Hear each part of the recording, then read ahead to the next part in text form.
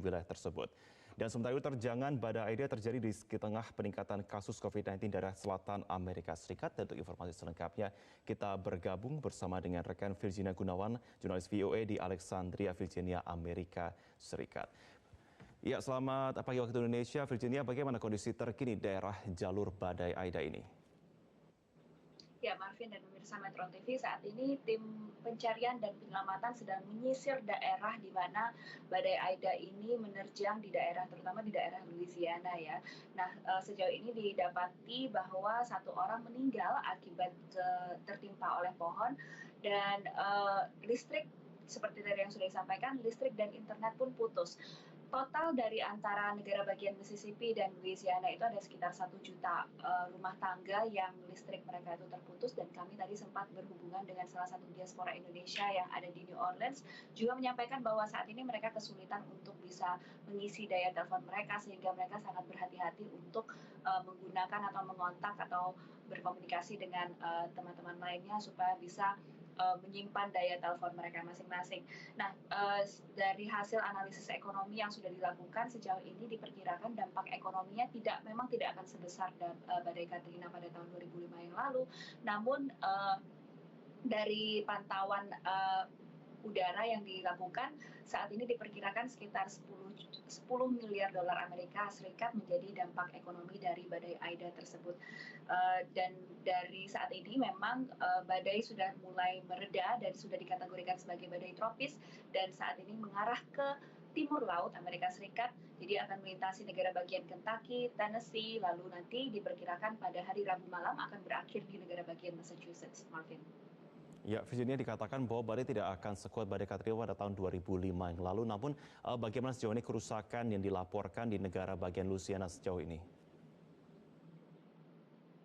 Ya, seperti yang tadi saya sampaikan bahwa memang kategori badainya lebih rendah ya dibandingkan badai Katrina. Badai Katrina itu kategori 5, sedangkan badai Aida ini hanya di kategori 4. Walaupun demikian, memang kerusakan yang terjadi itu sebagian besar akibat dari angin kencang yang melewati jalur badai ini. Kalau dibandingkan dengan Katrina pada tahun 2005 yang lalu, kerusakan itu banyak terjadi akibat satu, tanggul yang jebol di daerah Louisiana dan New Orleans, dan yang kedua itu adalah gelombang pasang atau badai gelombang itu jauh lebih kencang dibandingkan badai Aida kali ini. Setelah badai Katrina, banjir yang terjadi itu bertahan selama sekitar 2 minggu, sehingga itu merusak properti yang ada di sana. Sementara untuk badai Aida kali ini yang kita lihat sejauh ini, sepandangan mata yang kita lihat, kerusakan itu terjadi pada infrastruktur, namun tidak ada kerusakan yang terlibat atau di mana air itu tidak membanjiri daerah-daerah tersebut, sehingga tidak ada kerusakan akibat banjir, Marvin. Ya, Virginia, di satu sisi kita melihat ada peningkatan kasus COVID di daerah selatan Amerika Serikat. Bagaimana pemerintah juga menghadapi hal tersebut? Ya, pada Sabtu malam ketika melakukan konferensi pers dengan awak pers dan awak media, Gubernur Louisiana itu menyampaikan ada sekitar 2.450 pasien COVID-19 yang masih berada di rumah sakit di Louisiana, dan mereka itu kebanyakan masuk di dalam unit gawat darurat karena positif COVID-19 itu tadi.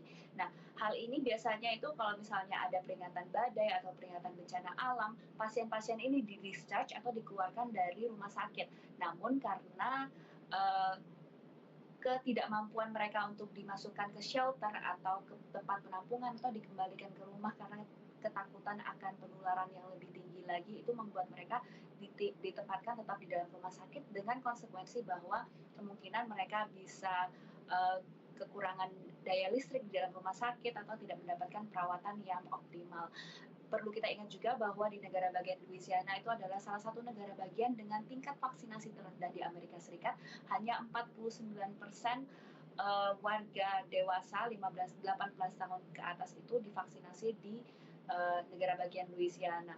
Saat ini karena adanya badai ini, testing atau pengujian COVID-19 dan upaya vaksinasi untuk sementara diberhentikan di negara bagian Louisiana, Marvin. Baik, Virginia Gunawan, terima kasih untuk informasi Anda.